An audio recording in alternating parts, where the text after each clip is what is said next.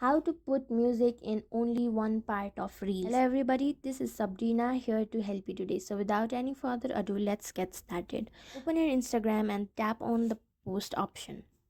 And then go to reel. Then select the reel you want to post. And then tap on music.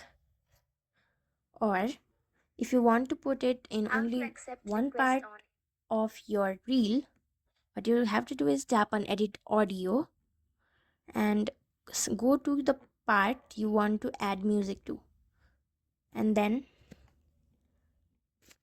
add music,